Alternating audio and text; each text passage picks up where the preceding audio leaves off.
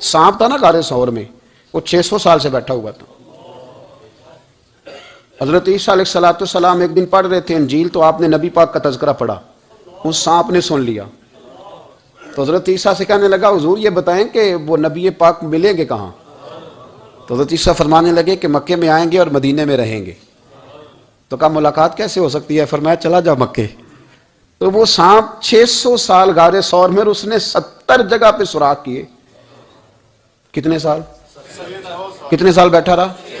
600 سال وہ سانپ بیٹھا رہا، 600 سال، 600 سال، اور 70 اس نے سوراخ کیے غار ثور میں۔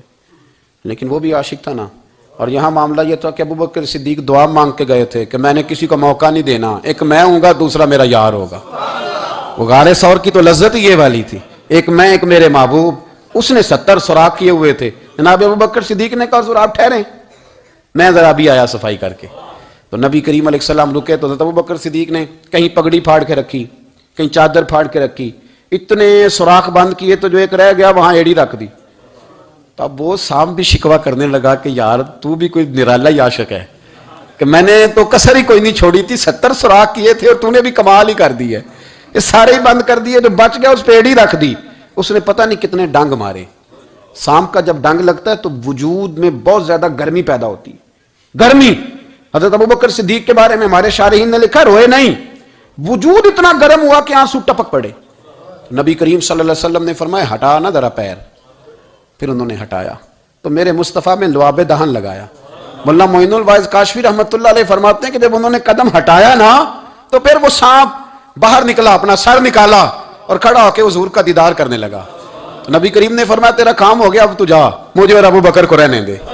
تو نکل گیا۔ یہ کیفیات ہے، یہ محبت ہے، یہ بارفتگی ہے، یہ سوز ہے، یہ درد ہے۔ یارو یہ میں کہا کرتا ہوں کہ یہ چیز جینے کا بھی مزہ دیتی ہے، مرنے کا بھی مزہ آتا ہے، مرنے کا بھی مزہ، سرور آتا ہے انسان اس میں جب یہ کیفیات شامل ہوتی ہے نا۔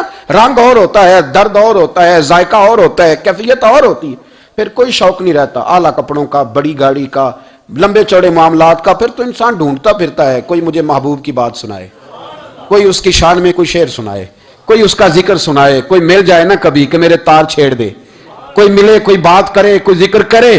پھر انسان ڈھونڈتا پھرتا ہے ان لفظوں کو، ان لوگوں کو جو پکڑ کے دروازہ رسول صلی اللہ علیہ وسلم کی بارگاہ تک لے جائیں۔ بڑا پیار کیا میرے قریب محبوب،